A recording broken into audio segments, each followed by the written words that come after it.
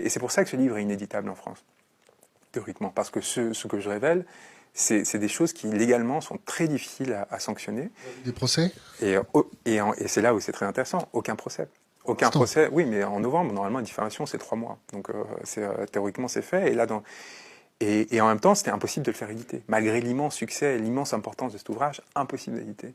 Et il a fallu qu'une éditrice, Marion Mazory, qui est au Diable Ouvert, qui anime, donc pas dans le Petit Paris, vous voyez, qui reçoivent dans un rond-point le texte imprimé, et qu'elle appelle sa mécène, qui est Vera Michalski, qui n'est pas française, mais suisse, héritière des laboratoires Roche, donc une autre oligarchie, mais qui justement est moins dans un lien avec les médias, etc. Donc une grande héritière.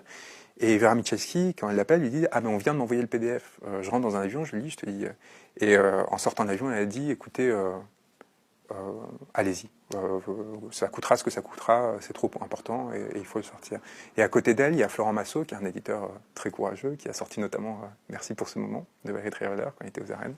Quelqu'un qui est habitué à prendre des risques très importants, qui s'est allié avec elle, grâce à Denis Robert, donc le journaliste qui a révélé l'affaire Clearstream, qui fait la préface et qui quelqu'un d'un courage extraordinaire, qui a vu sa vie détruite pour avoir dit la vérité, comme quelques autres. Et ils se sont dit qu'il fallait accompagner ce texte. On y allait, ça a failli capoter à plusieurs reprises, parce que les avocats étaient très inquiets, ils signalaient des passages, parce que le droit français est fait pour protéger la sphère bourgeoise. Il est construit à cette fin. Et donc à partir de là, vous voyez bien en France, dans une justice de classe, vous n'avez évidemment pas du tout les mêmes risques juridiques que vous apparteniez à une ou une autre sphère de la société. Des copains.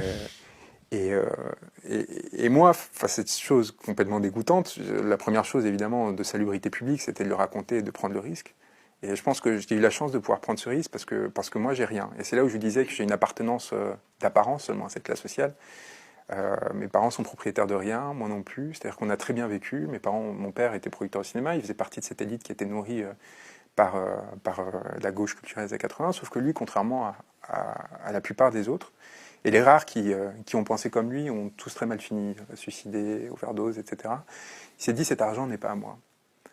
Cet argent, on m'en confie la gestion pour produire quelque chose qui va faire rayonner le pays. Et mon père était quelqu'un qui venait d'un petit village portugais, il avait fui la dictature salazarienne, comme ma mère d'Espagne sous la dictature franquiste. Et était venu en France parce qu'il avait été éduqué chez les jésuites dans l'admiration de notre culture.